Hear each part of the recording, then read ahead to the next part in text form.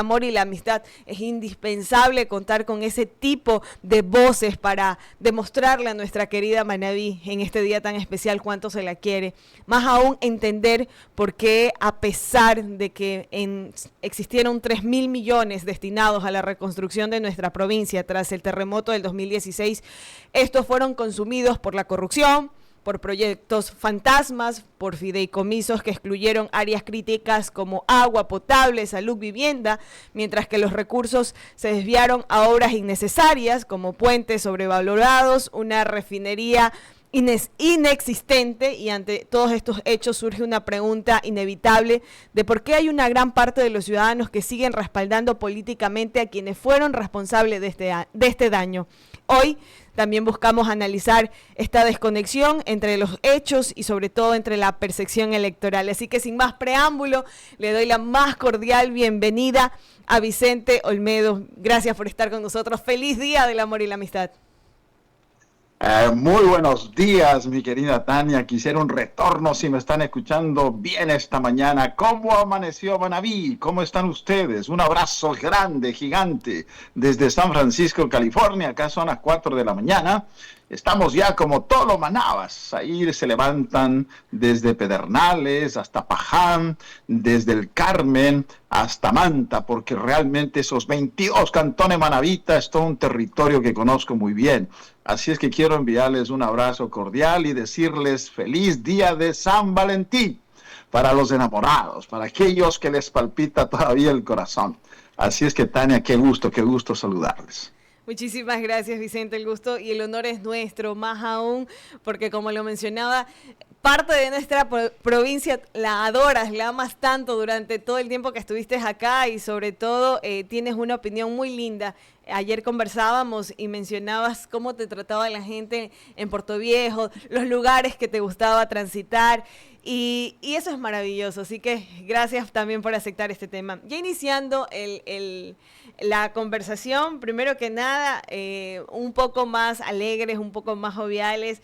Entiendo de que, además de ser periodista, eres escritor y yo me voy a saltar el protocolo. Yo quiero comenzar hablando sobre el Día del Amor y ahí comenzar el desarrollo también del análisis político.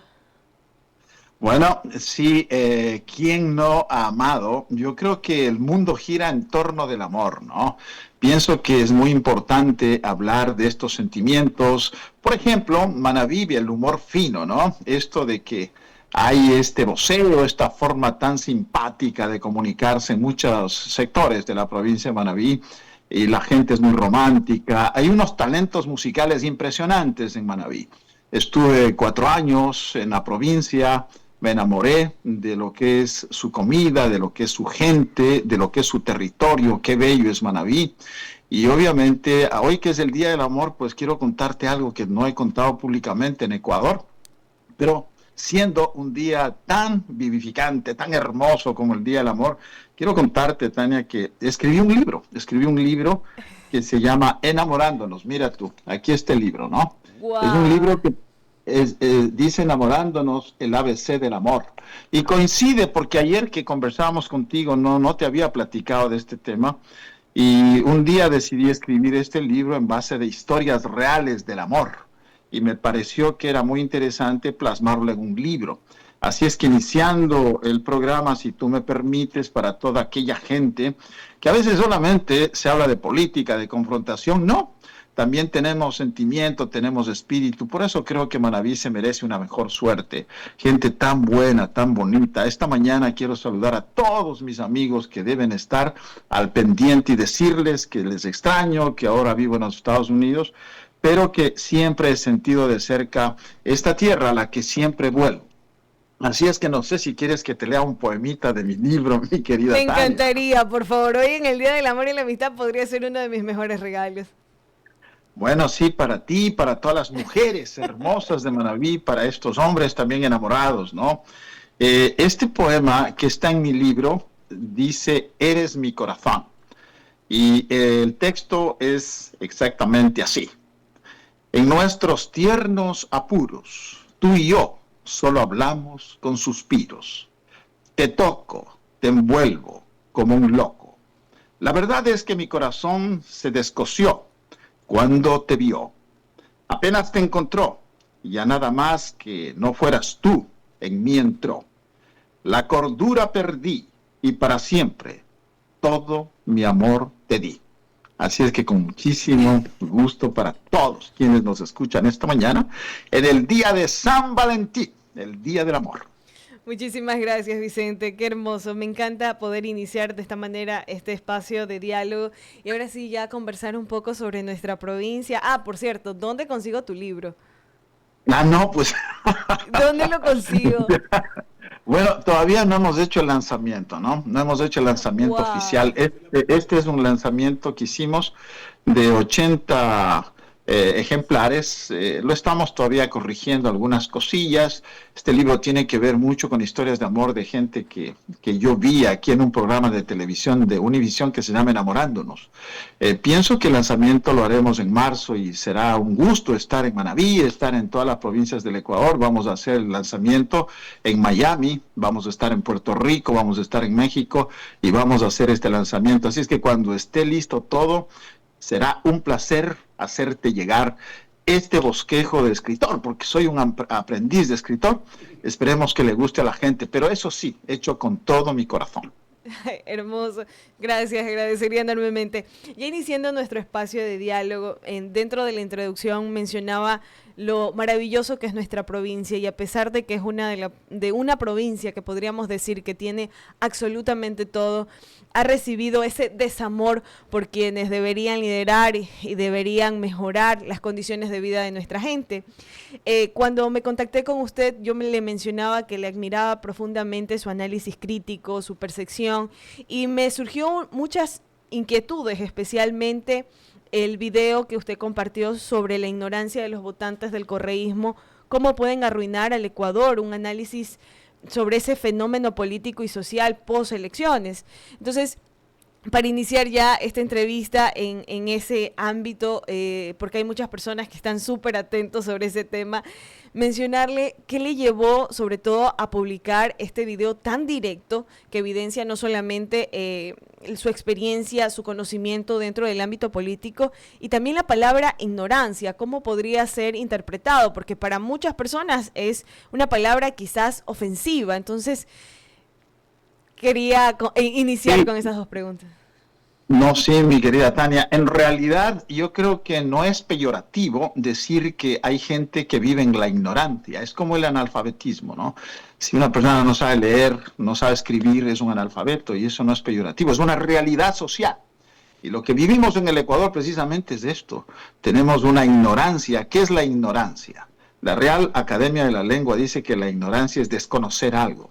Y no podemos nosotros aceptar que a nivel nacional haya ahora ya no solamente un 30-35%, sino que está creciendo, desgraciadamente ha ido creciendo, la cantidad de personas que se han dejado embobar, se han dejado mentir por esta lengua viperina de los que yo llamo los revolucionarios del siglo XXI, que le doran la píldora y le hacen creer a la gente que estuvimos mejor con Rafael Correa.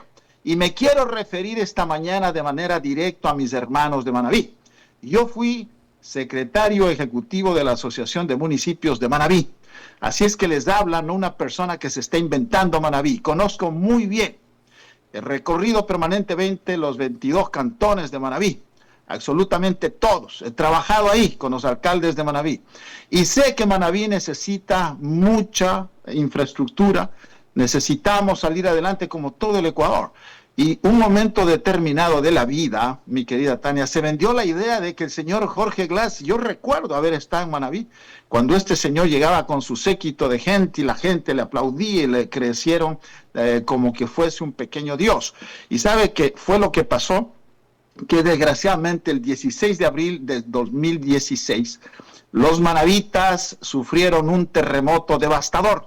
¿Quién se olvida de la mañana que nos levantamos y fuimos en Puerto Viejo, se cayeron edificios, lo que pasó en Pedernales? ¿Quién puede olvidarse? Y frente a toda esta desgracia que vivió Manabí, se creó una ley para la reconstrucción de Manabí y se recuperaron aproximadamente 3,000 millones de dólares. Y de esa plata, nada más ni nada más, menos, se han robado 367 millones de dólares. ¿Cómo puedo entender yo? Y realmente, como dicen los españoles, y perdóname usted, la palabra es castiza, no es ofensiva, me cabrea pensar que haya gente que vote por el señor Rafael Correa, por Jorge Glass, después de que se robaron no la plata de la fiesta, del compadrazgo, no. Se robaron la plata de la necesidad de los manavitas, es decir, no tuvieron piedad con la gente de Manaví. Y se robaron la plata que estaba siendo recogida a nivel nacional en solidaridad con Manaví, para reconstruir para esa gente que se quedó sin casa, que perdió todo, que se quedó en la calle. Le robaron a los más humildes y menesterosos de Manaví. ¿Quién? El señor don Rafael Correa y todo su combo, como dije yo, encabezados ¿por quién? Por el señor Jorge Glass. ¿Quién era este señor? El presidente del Comité de Reconstrucción para Manaví. Ahí también estuvieron involucrados un señor que se llama Carlos Bernal, secretario ejecutivo de esta organización, Pablo Ortiz, todos ellos acusados en firme, mi querida Tania, por haberse robado la plata de Manaví. Entonces yo le pregunto esta mañana a cualquiera de los votantes de Rafael Correa y de la Revolución Ciudadana, y le digo más que nada a la señora Luisa González. Yo vi un video en donde se la veía en Canuto, esta tierra hermosa que también conozco cerca de Chón. Ahí estaba la señora festejando y diciendo, no hay cosa más hermosa que estar en Canuto, en mi tierra, porque soy una manaba de corazón, y le he visto. No es ser manaba de corazón, alcahuetear a los pillos y a los sinvergüenzas que se robaron la plata de la pobre gente de Manaví, de Pedernales, prohibido olvidar, ¿no? Le voy a glosar este término tan usado por el prófugo del ático que está en Bélgica, porque es un cobarde además, ¿no? No da la cara, dijo que Lucio Gutiérrez era un pillo, un sinvergüenza, un ladrón, más allá de defender a nadie. Señor Gutiérrez al menos tuvo los pantalones de volver a Ecuador desde Brasil, y dio la cara y fue al penal García Moreno, y luego se lo liberó. ¿Por qué el señor Rafael Correa si dice que es Superman, no? Que es el hombre que quiere salvar a los ecuatorianos, porque no tiene los pantalones y no regresa al Ecuador a dar la cara por tanto lo atrocinio? Ya vamos a hablar de la corrupción si tengo el tiempo, porque no se han robado solo la plata de Manaví. Entonces yo puedo preguntar lo siguiente, señora Luisa González, si yo le tuviera al frente, ¿usted votaría por usted mismo después de que le han robado a sus paisanos manavitas? A esa gente que siempre es orgullosa de Manaví, dice, yo soy 100% manaba. Y sí, y los manaba no son pendejos. Y los manaba tienen los arrestos para salir a decir, yo no voto por quienes han robado la plata de nosotros. Por eso no entiendo, mi querida Tania. No entiendo ni voy a entender de que los manabas estén votando por quien se robó la plata de la reconstrucción de Manaví. Ese es el punto fundamental. Y hacia allá va mi pregunta, porque hay una gran parte de los ciudadanos que siguen respaldando políticamente a quienes fueron responsables de todo el daño y, como usted menciona, de esa pérdida de los más de 367 millones de dólares. Entonces, no entendemos, y muchas personas no entendemos, si esto es un tema de que no se están haciendo un correcto manejo en las bases políticas de los partidos contrarios, no hay estrategias que puedan romperlos, porque podría decirse que en esta supuesta ignorancia el resultado de años son estrategias populistas de los distintos gobiernos y que no hay liderazgo en la provincia de Manaví. Y yo lo que puedo pensar es de que a muchos se les ha caído los pantalones y no quieren enfrentar a estos ladrones, a Alibaba y los millones de ladrones que hubo en la Revolución Ciudadana. Ahí está el señor Alcíbar, con nombre y apellido, a quien conozco. Cuando yo tenía el programa Dentro y Fuera en Radio Escándalo, también saludo ahí a la competencia esta mañana, porque yo no soy una persona que improviso para hablar de Manaví. Tengo todo el derecho de decir qué es Manaví. Y podremos hablar largo de Manaví. Y el señor Alcíbar iba a mi programa de radio. Esta mañana quizás me esté escuchando. Y le entrevisté varias veces. Ahora es el prefecto provincial de Manaví. ¿Y cómo defiende a Correa? Yo le preguntaría al señor Alcíbar. Podría tener un debate con él. ¿Usted cree que es justo que haya ido a la cárcel de la Tacunga a sacar a ese delincuente de Jorge Glass? ¿De qué? Él, siendo el presidente del Comité de Reconstrucción para Manaví, después del azote de los terremotos, señor Orlando Alcíbar, la persona que maneja hoy la prefectura de Manaví, ¿usted cree que es ético que le haya elegido el pueblo de Manaví después de que usted le ha alcahueteado y ha ido ahí a la cárcel de la Tacunga sacar al señor Glass y vi ahí toda esa apología que se hizo con el señor Glass cuando salió de la cárcel. Claro que luego volvió a la cárcel, pero él utilizó a muchos manavitas para ir a aplaudir, ¿no? Ese séquito de acólitos, de esbirros, ahí aplaudirle al señor Jorge Glass después de que se robó la plata de Manabí. Entonces, ¿qué es lo que ha faltado? Ha faltado que los dirigentes políticos de Manabí no le tengan miedo a la situación y le digan la verdad. No dicen que el Manabe es valiente, no dicen que el Manabe es macho. ¿Y por qué no salen por los fueros? ¿Y por qué no defienden a su tierra? ¿Y por qué no dicen que los correístas son unos tremendos ladrones? ¿Y por qué la señora González, cuando va a bailar en Manabí, no cuenta? ¿Por qué no dice, cierto es que mis colegas y mis correligionarios se robaron la plata de ustedes de la reconstrucción de Manabí? Porque ya vamos a hablar también de la refinería del Pacífico, quizás tenga tiempo, que usted ya mencionó, Tania, porque esta es la segunda tomadura de pelo que le hicieron a los manavitas. Porque quienes votan a favor de Rafael Correa se olvidan que toda la vida les vio la cara, perdóname, y con todo el respeto, no suelo decir eso, pero también usted sabe que en Manabí se habla al pan pan y al vino vino. Le vieron la cara de pendejos a los manabas.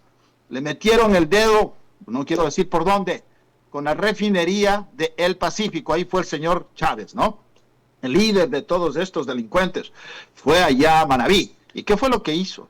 Dijo, vamos a construir la refinería más grande de América.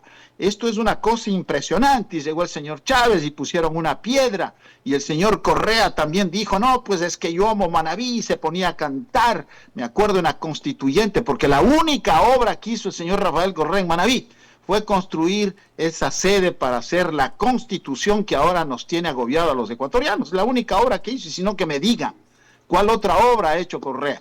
No simplemente que construyó ese edificio que ahora está en desuso, se está pudriendo ahí, en Montecristi.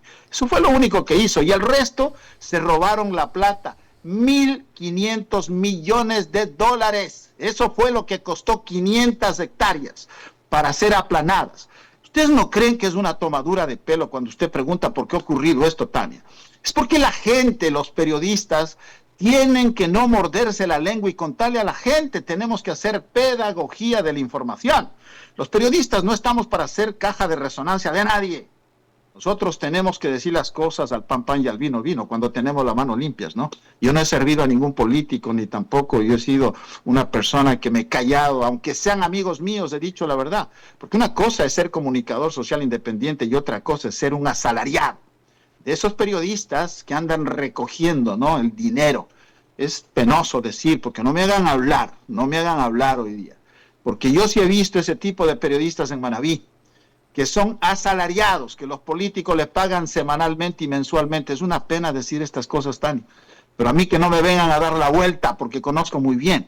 Y esto es una cuestión dolorosa. Entonces, lo que ha pasado es de que no ha habido una concienciación a la opinión pública de Manabí respecto de estas cosas. Se han robado la plata de la refinería de El Pacífico. No puede ser posible, vuelvo a decir a la gente que me escucha, a la gente que está en el campo ya a esta hora levantada, trabajando. Dijeron que sí iban a hacer grandes obras en Manabí. Ahí está la refinería del Pacífico. Ni Chávez, con toda la plata que se robó en Venezuela, puso un centavo. Y cuando fueron a buscar financiamiento en China, nadie, ni los chinos, que son cochinos, con todo lo que hicieron con Odebrecht y con toda la plata del petróleo, Petrochina, que ahí se robaron más de miles de millones de dólares también. Bueno, es que no nos alcanzaría el tiempo para hablar de todo el atraco de los correístas al país. Que el Banco Interamericano de Desarrollo, no Vicente Olmedo, no Radiovisión de Manta, no cualquier persona dice esto. El Banco Interamericano de Desarrollo, mi querida Tania, cuantificó en 70,000 millones de dólares la corrupción en las compras públicas y en el derroche de los fondos públicos del país. Eso fue lo que ocurrió. Así es que nosotros lo que estamos es recordando la memoria colectiva, porque no puedo entender, ni tampoco lo voy a entender jamás, que haya manavitas que dicen soy 100% manabi y que cantan Manabí de mis amores y van a votar por estos delincuentes y por quienes realmente les han visto la cara de pendejos. Esta es la realidad y perdóneme la expresión. Usted mencionaba esos 1.500 millones de dólares de la refinería y realmente con ese dinero se hubiera manejado mejor arreglando todo el sistema de agua, porque incluso en las zonas rurales ni siquiera tienen agua potable, y eso realmente es triste porque Manabí tiene muchas necesidades, y como usted menciona, no se entiende cuáles son, si estas estrategias populistas o todo lo que se mencionan dentro de este partido político le cobra factura mucho a los manabitas. Ahora, ¿cómo combatir la desinformación? Estamos de cara a un proceso electoral donde van a estar los dos partidos, ADN y el Partido de la Revolución Ciudadana. Hay un mensaje muy directo en este proceso que pasó de que hay votantes indecisos y también hay votantes que son fieles al correísmo. Esto le afectaría, por decirlo así, al señor candidato y presidente Daniel Noboa. Entonces, ¿usted qué le diría especialmente a los indecisos para que mejoren este tipo de situaciones o los resultados? Mire, yo soy orgulloso de querer Manabí. Voy a volver muchas veces a Manabí si Dios me da salud y vida.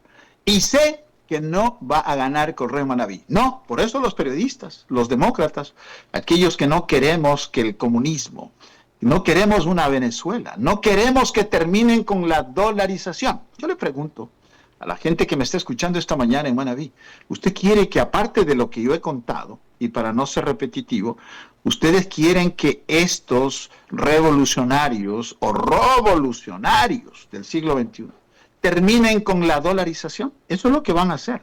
Porque el señor Diego Borja, el candidato a la vicepresidenta de la señora Luisa González, que dicho sea de paso, no, él renunció en el gobierno, también es que la gente, yo creo que los medios de comunicación, a televisión, a radio, tenemos que hacer pedagogía, tenemos que informar, tenemos que orientar a la gente y no solamente estar repitiendo cosas, no es que dijo, es que manifestó, es que puntualizó, no, eso es una irresponsabilidad.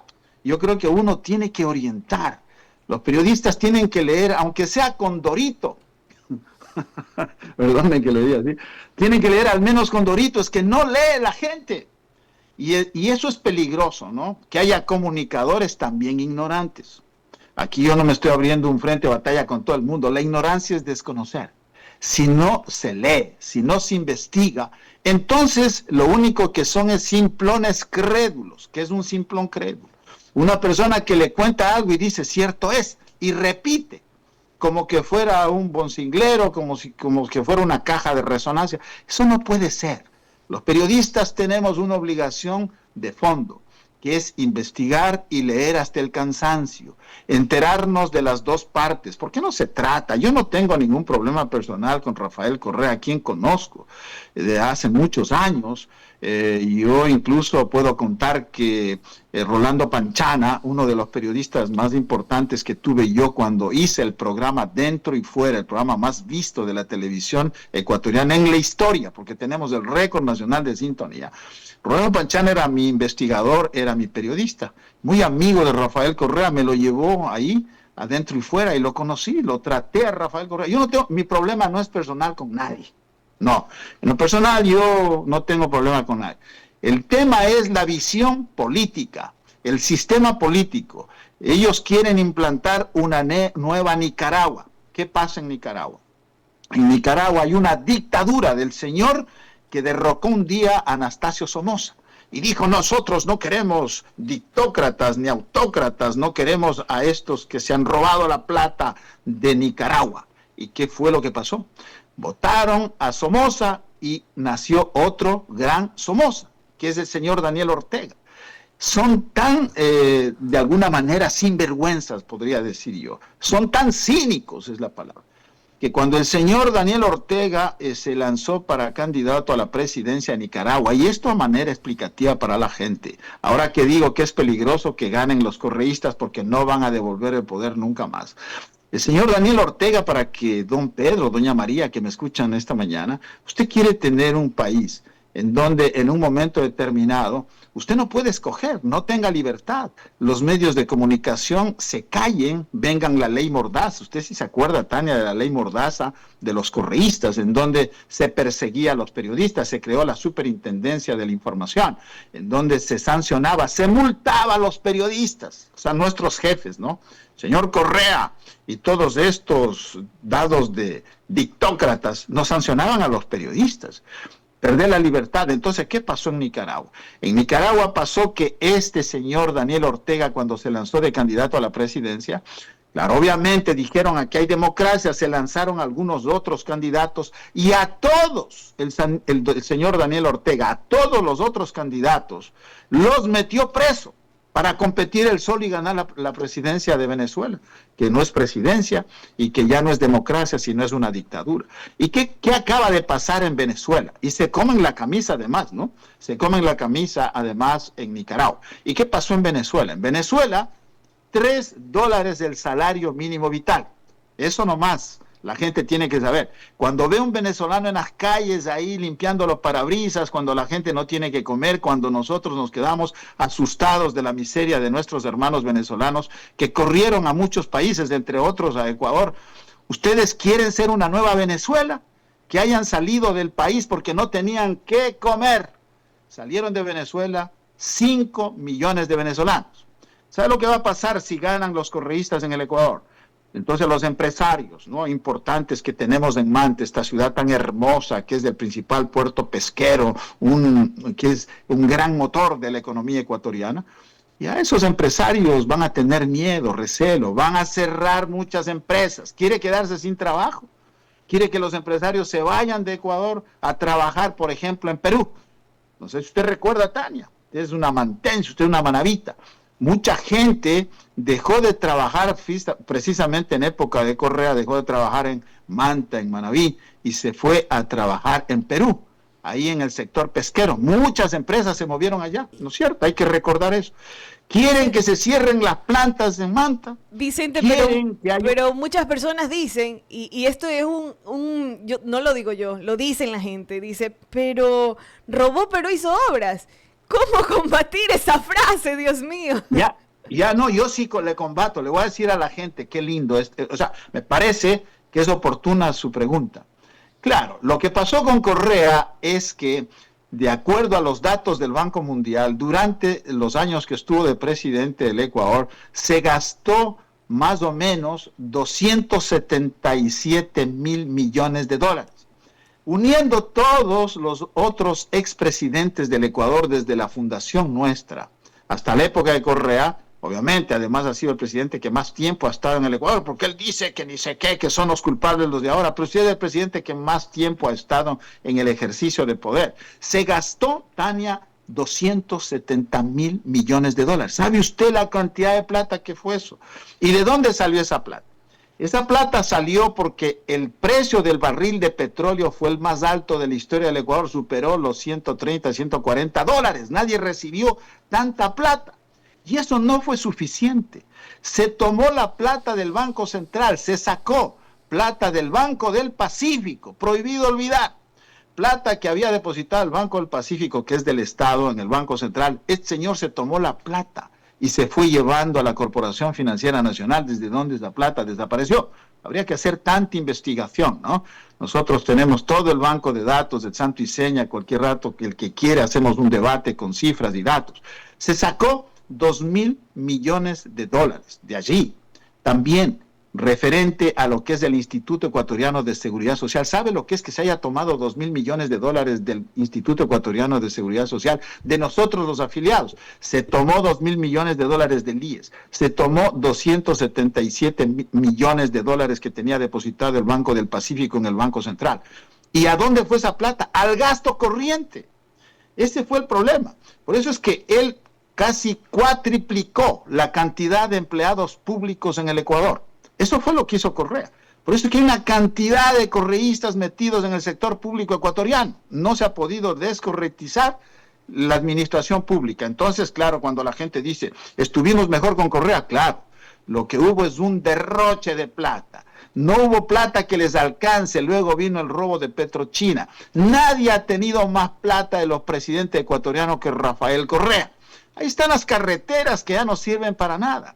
Ahí están los proyectos hidroeléctricos que disque hizo el señor Correa, ¿no? Coca-Cola, Sinclair, ahí está pues los apagones. O sea, yo no estoy defendiendo a Noboa, ni estoy defendiendo a nadie. Yo simplemente estoy diciendo lo que ha ocurrido. ¿Dónde están las grandes obras faraónicas, las megaeléctricas que dijo Rafael Correa que había construido? ¿Dónde están? Si lo que tenemos son apagones, los apagones que vivimos este año. ¿En dónde están las obras de infraestructura? Que me digan una sola en Manabí, una sola y me callo. Ninguna. Las carreteras que ya no valen para nada. Lo que hicieron es festinarse la plata y fue a parar en los bolsillos de los señores correístas. Aquellos que dijeron que eran socialistas terminaron siendo burgueses, ¿no?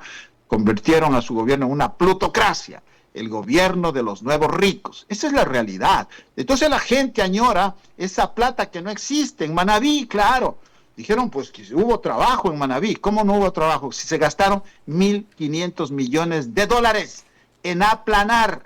La gente debe entender, 500 hectáreas, pasarle el tractor. Escuchen, hermanos manavitas, pasarle el tractor a un terreno en la provincia de Manabí costó 1.500 millones de dólares. Claro que estuvimos mejor. Se robaron toda la plata. ¿Cómo no iban a estar mejor si se robaron toda la plata de la reconstrucción de Manabí, de los terremotos? ¿Esa plata dónde fue? Al bolsillo de unos cuantos vivos que ahora dan la vida por el señor Correa, porque ya no tienen, perdónenme la expresión, pero nuestra gente habla así, ya no tienen ahora de dónde mamar, y por eso añoran al señor Rafael Correa. Vicente, ¿y qué podemos hacer o qué medidas se podrían implementar para que no vuelva a ocurrir todo lo que nos ha pasado?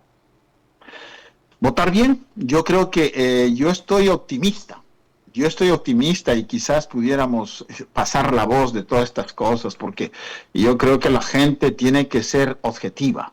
No se trata de odiar. No. Aquí yo no soy un odiador, como dice él. No, yo no tengo ningún problema con nadie. Solamente nunca es triste la verdad. Lo que no tiene es remedio. Esto decía Antonio Machado, este gran poeta español, ¿no? Y yo creo que esa es la historia. Lo que hay que hacer es, hay que pasar la voz, porque unidos somos una fuerza muy grande. Manabí pone y saca presidentes. Esa es la realidad.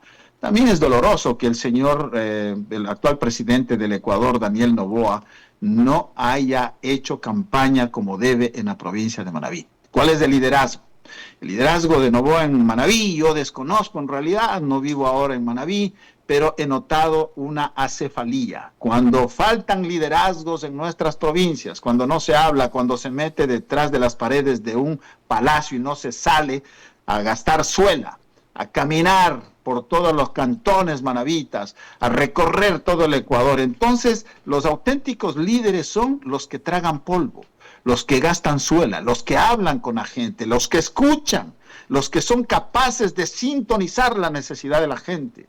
Yo creo que en esto sí hay que reconocer el partido más fuerte que se ha creado en los últimos años, con toda esta plata, por supuesto. A esta plata que yo he mencionado, súmele usted la plata que le dan los chavistas, porque ¿quiénes han financiado a los revolucionarios del siglo XXI? A los que se robaron la plata de la refinería del Pacífico, en Manabí, a los que se robaron la plata de la reconstrucción de Manabí. A ellos también les da plata, ¿quién? El señor Chávez, que ya obviamente está en, no sé si en mejor o en peor vida, este señor Chávez, el dictador de Venezuela, y ahora Maduro. Maduro es el gran financista de toda esta gente, no solamente en Ecuador, sino en Bolivia, sino también en Nicaragua, también en Cuba, ¿no? Porque tampoco es que los ecuatorianos creo que querramos tener una nueva Cuba. En Cuba ya sabemos, ahí están las imágenes, ¿no? Cuba es un país que a pretexto de la revolución, cantándole al Che Guevara, comandante Che Guevara, y bailando ahí con este snob, con esta forma de darse, con el esnobismo de decir yo soy socialista, ¿no? Porque eso era una moda en América Latina decir yo soy socialista y pintarse el tatuaje del Che Guevara. Pero ese país se quedó anclado a 1959.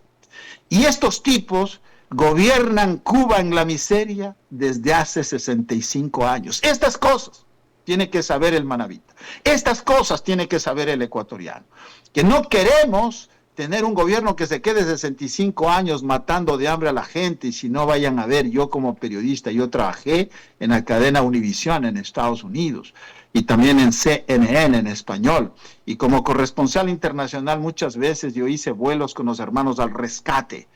Son gente que tienen unas avionetas y sobrevolábamos todo lo que significa el espacio aéreo entre Estados Unidos y Cuba, y veíamos en ese mar turquesa celeste del Caribe manchas rojas de los miles de cubanos que se lanzan todos los días al mar y son devorados por los tiburones. Así de patético es la cuestión.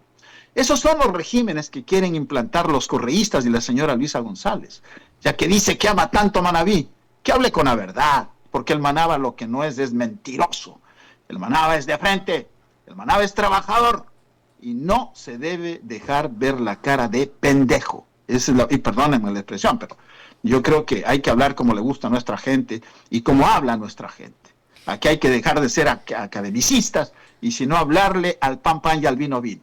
El Manaba no puede dejarse ver la cara de lo que sabemos. Vicente, sobre todo ahora los jóvenes, muchos de ellos no vivieron todo lo que lo que pasó y desconocen mucho, están más volcados a su cotidianidad, a su día a día. Entonces, estas nuevas generaciones desconocen el fenómeno correísta, el daño, los beneficios, todo lo que significó a nivel nacional.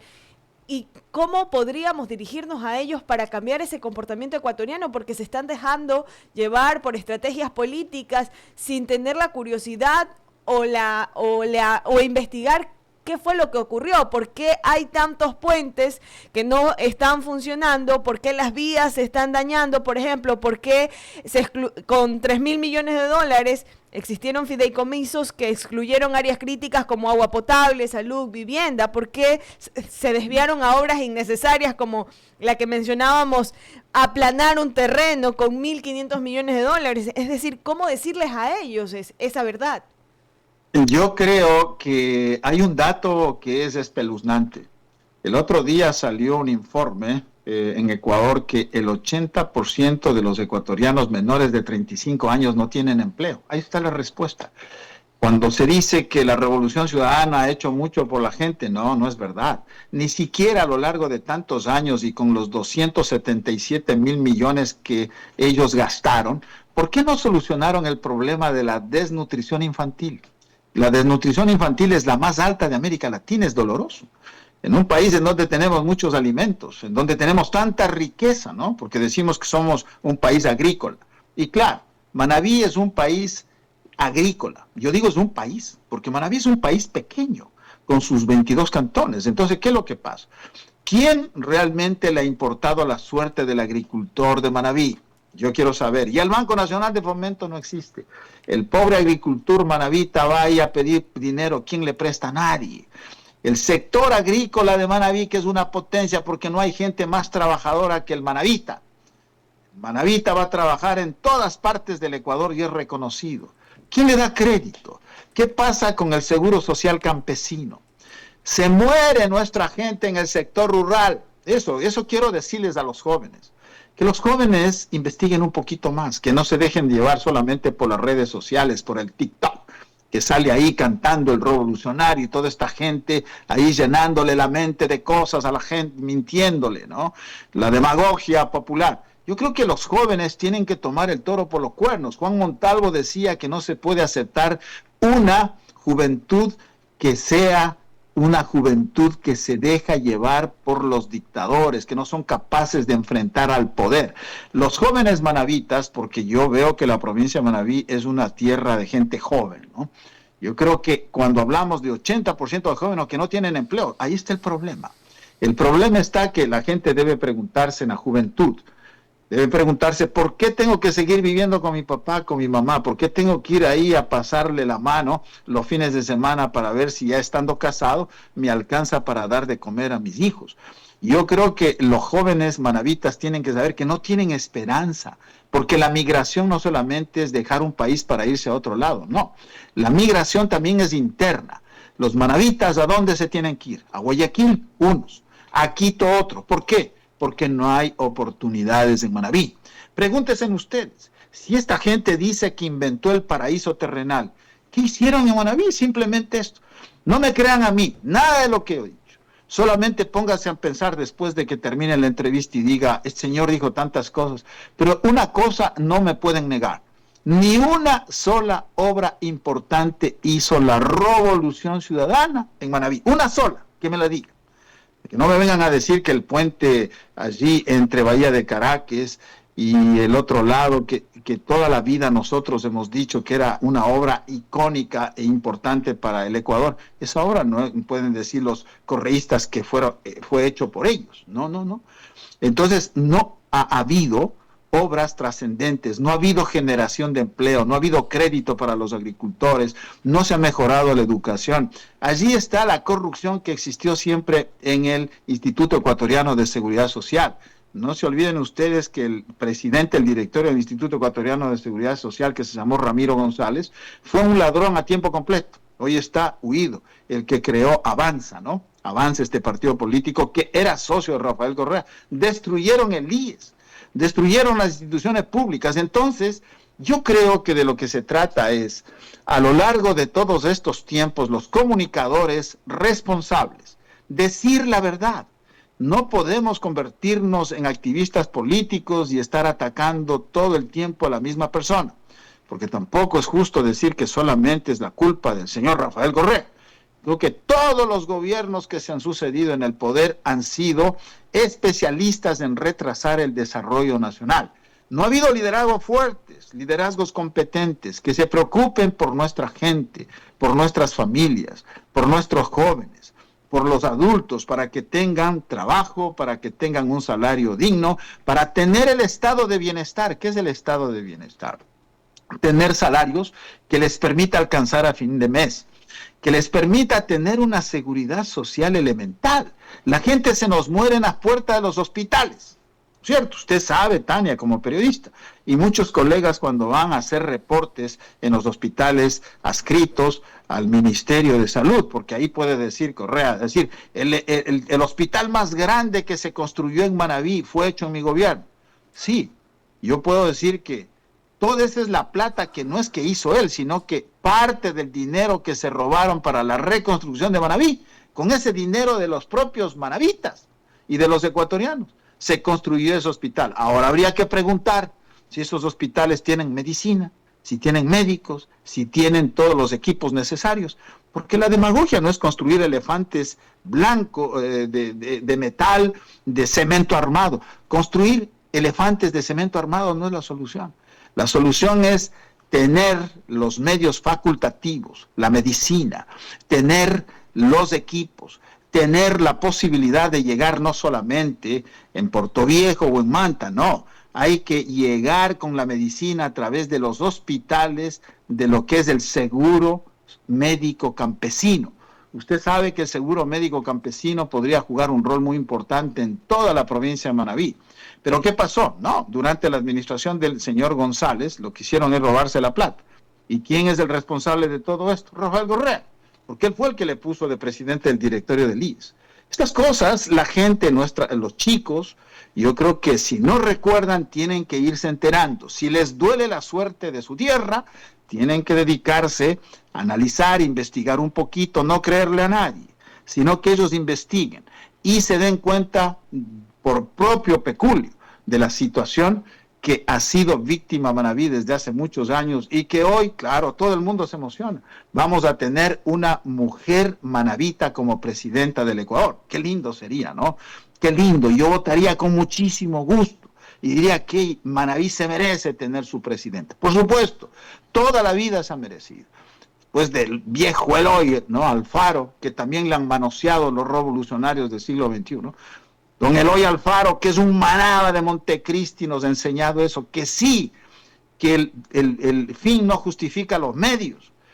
Eloy Alfaro llegó a donde llegó, ¿por qué? Porque tenía clara conciencia de servir y de ser honesto. Pero de ahí a tomarse el nombre de Eloy Alfaro y decir que los revolucionarios del siglo XXI son alfaristas, yo creo que hay una distancia enorme.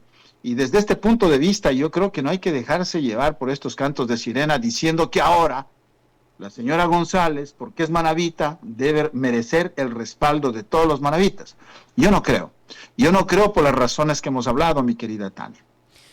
Gracias, Vicente. Realmente antes de despedirnos, quiero, aprovechando ya que hoy es el Día del Amor y la Amistad, preguntarte qué mensaje nos darías a todos, no solamente a los manavitas, sino a los ecuatorianos, para fomentar hoy, especialmente, no solo el amor y la unión entre las personas, sino también ese compromiso colectivo por construir un país honesto, solidario, justo.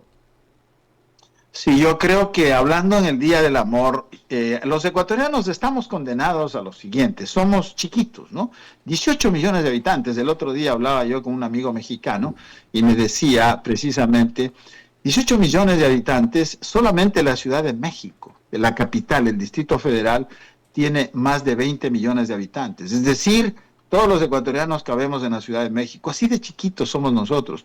Pero, y somos tan pequeños y somos incapaces de unirnos. Somos capaces de tener metas conjuntas, unidas, de tener proyectos de desarrollo compartidos.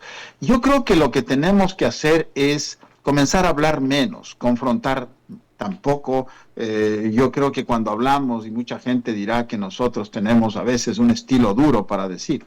Sí, yo creo que tenemos que ser duros a veces, pero no nos falta corazón, no nos falta sentimiento, no nos falta el deseo de que dejemos de confrontar y que lleguemos a niveles de unidad nacional, de que haya proyectos que sean compartidos con todo el mundo, porque lo que pasa ahora es, muy bien, gana un presidente de la República y tiene oposición en el Congreso, por suerte ahora, yo creo que digo por suerte, si mañana se elige al señor Daniel Noboa, por primera vez va a tener, después de mucho tiempo, un gobierno que no sea correísta, una mayoría parlamentaria. Esta es una buena noticia. Quizás pues el favor de los votantes sea por la tesis de los demócratas, por la tesis de la libertad, que en este caso representa Daniel Noboa. Esta es la realidad. Tenemos dos opciones. El comunismo, el socialismo, los que quieren terminar con la dolarización, los que quieren seguir robándose la plata, los que se gastaron 277 mil millones de dólares, de los cuales se robaron 70 mil millones. Esa es la realidad. Yo creo que aquí las cosas son claras. El que diga lo contrario, yo acepto el debate con quien quiera y le voy a probar con documentos, ¿no? Con documentos podemos probar lo que acabo de decir. Esta es una tesis. La otra es, con todos sus errores y defectos, el proyecto de democracia, el proyecto de generar empresa, porque solo se puede distribuir la riqueza cuando se la genera. Es decir, si hay riqueza, entonces la gente va a tener trabajo, la gente va a tener mejores salarios, la gente va a poder compensar su situación de vida que ahora mismo no es buena. El nivel de pobreza en el Ecuador llega casi al 45%, es una cosa increíble. Hay gente que come una sola vez al día. Hay gente que está viviendo con menos de $2 al día en el Ecuador. Es lacerante la situación que vivimos los ecuatorianos. Entonces, si los políticos dejan de pelear y se ponen de acuerdo sobre proyectos de largo aliento, si hay un pacto de Estado, eso en la política, en la ciencia política se llama un pacto de Estado, un pacto de gobierno. ¿Por qué no nos ponemos de acuerdo sobre los grandes temas nacionales? Por ejemplo, solucionemos el problema de la salud. Tenemos que solucionar el problema de la seguridad social, para que no hayan viejecitos que se nos mueren con pensiones de $50. Es que es lamentable, Tania, pensar que hay viejitos que reciben $50, $100. ¿Qué hace la gente con esa cantidad de plata? Se muere de hambre. Entonces tenemos que llegar a pactos de Estado sobre el tema de salud, pactos de Estado sobre el tema de la educación, pactos de Estado sobre el tema de lo que significa el estado de bienestar. ¿Qué le beneficia a los ecuatorianos? Pongámonos de acuerdo en los grandes temas. Pero si nos dedicamos a tirarnos piedra todos los días, unos contra otros, tú tienes la razón, yo no tengo, aunque lo tengamos, no vamos a llegar a nada. Eso se llama alcanzar niveles de gobernanza. Si el Ecuador no es capaz de llegar a acuerdos, de generar gobernabilidad, de generar confianza, porque ¿qué es lo que ocurre? Este momento, Tania, muchos empresarios están esperando los resultados de las elecciones. Los empresarios dicen, yo voy a invertir más y voy a generar más trabajo, pero si gana el correísmo, si gana Luisa González, nos vamos a ir del país. Eso es lo que dicen, es la realidad. No es una amenaza. Lo que pasa es que ¿quién puede confiar en un gobierno que dejó de pagar la deuda externa? Usted sabe lo que hizo Rafael Correa. Rafael Correa dejó de pagar la deuda externa y ahora los mercados internacionales apenas escucharon que a la señora Luisa González le iba bien. Lo que pasó es de que se encareció el problema de la venta de papeles de la deuda, bajó la cotización. Nadie quiere comprar los bonos del Estado ecuatoriano. Eso es muy difícil de que la gente entienda, pero lo que sucede es mucha gente ha comprado deuda ecuatoriana y la coloca en la bolsa de valores de Nueva York, de Europa, y esos papeles, una vez de que no hay confianza, nadie quiere tenerlos, son papeles que no sirven para nada. Y eso es lo que pasa, entonces no hay confianza. Sube el riesgo país.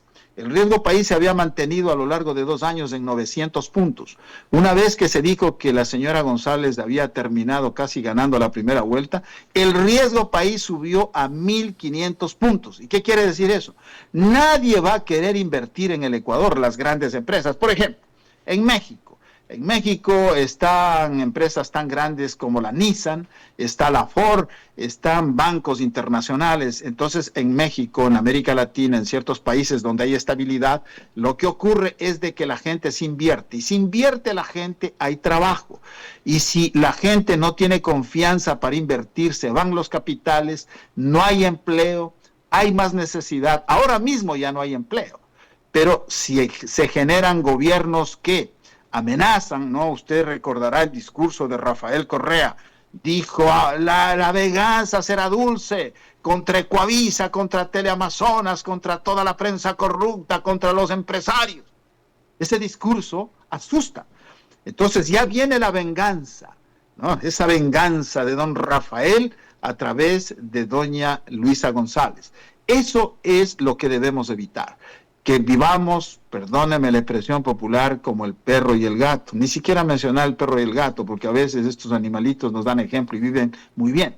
Pues nosotros no podemos vivir en un estado de permacrisis, de confrontación total. No podemos vivir así. Tenemos que, hablando del Día del Amor, entender que tenemos una sola bandera, que somos un país hermoso, que tenemos gente linda, trabajadora, de gente con esperanza, que nuestros jóvenes vuelvan a creer en nuestra nación, que tengan empleo, que tengan salarios, que cuando salen de las universidades puedan conseguir trabajo, que no tengan que emigrar como lo hacemos miles de ecuatorianos. Nos tenemos que ir del Ecuador porque no conseguimos trabajo, porque no tenemos oportunidades, porque no nos dejan ejercer nuestra profesión. Entonces hay que parar la inmigración.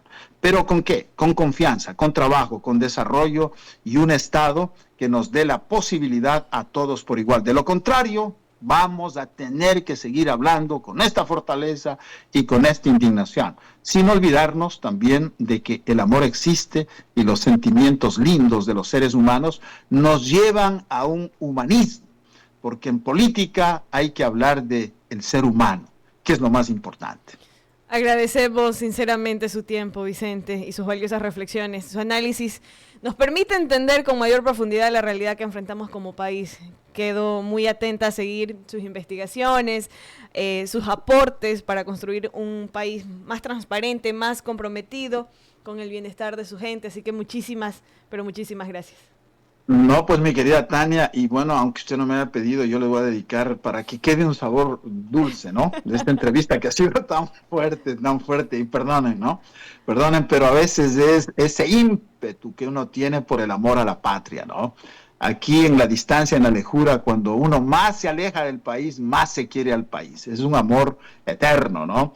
Entonces, si usted quiere, le dedico un poemita a través de usted a todas las mujeres ecuatorianas, para que vean que no solamente hay que hablar de política, de confrontación, sino que el alma cuando aflora es lo más lindo. Este poema en el día de San Valentín para ustedes dice en mi libro, ¿no? Y haremos propaganda cuando llegue la hora y estemos listos al lanzamiento, mi querida Tania. Me tiene que ayudar a vender el libro, ¿no? Si no, ¿de qué dice? Bueno, este poema dice: eres mi corazón en el día del amor. En nuestros tiernos apuros, tú y yo solo hablamos con suspiros. Te toco, te envuelvo como un loco. La verdad es que mi corazón se descosió cuando te vio. Apenas te encontró, y a nada más que no fueras tú, en mí entró. La cordura perdí y para siempre todo mi amor te di, ¿no? Ese es el poemita que quería ofrecer esta mañana y decirles que quizás el Ecuador en la nueva elección tenga la posibilidad de elegir bien. Pido a la gente de Manabí que reflexione, que reflexione. Mi respeto para la señora Luisa González. Es una dama manabita, yo creo que ella se merece todo el respeto de un hombre y de todos los ecuatorianos. Pero también que me permita decirle que esté equivocada. Ella no puede ser una marioneta de un dictador que decirle que es ladrón no es calumniarle, es un ladrón, sí, claro. Y se lo dice, mire, sin miedo, diciéndole a un tipo que ha desfalcado, que ha hecho cosas terribles en el Ecuador.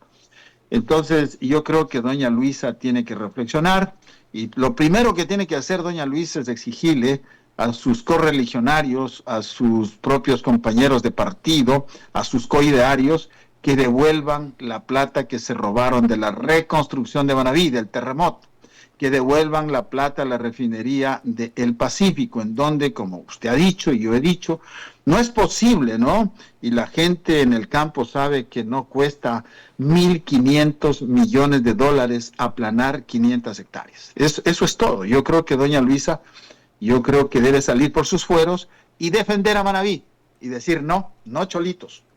Como decimos en la sierra, ¿no? No cholitos, no. Aquí resulta de que ustedes, compañeritos, tienen que devolver la plata que se han robado de mi tierra. Eso es lo que debería decir doña Luisa González.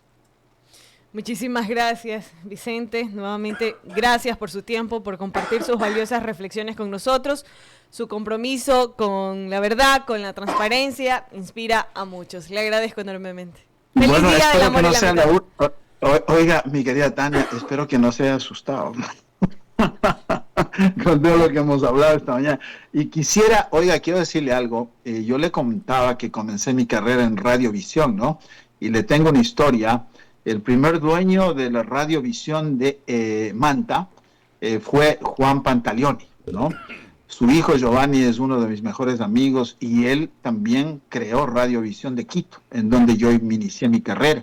Así es que yo me he sentido en familia esta mañana, ¿no? Sí. Y hoy un saludo cordial para los ejecutivos de la radio y decirles que estoy a su orden y que espero que no sea la última vez que me invitan, mi querida Tania. No, las puertas abiertas. Es más, cuando venga a Manabí, por favor, visite primero nuestro medio de comunicación, Radiovisión. Será un gusto poder conocerlo en persona y sobre todo seguir dialogando. Estamos a las órdenes de igual manera para seguir trabajando en conjunto. No, un abrazo gigante. Yo puedo decir sin demagogia, porque gracias a Dios, para que me crean, no estoy de candidato a nada, espero nunca estarlo, decir un abrazo y decirle, te quiero, Manabí, te quiero con todo mi corazón. Muchísimas gracias, gracias enormemente, gracias a Vicente por esta entrevista y estamos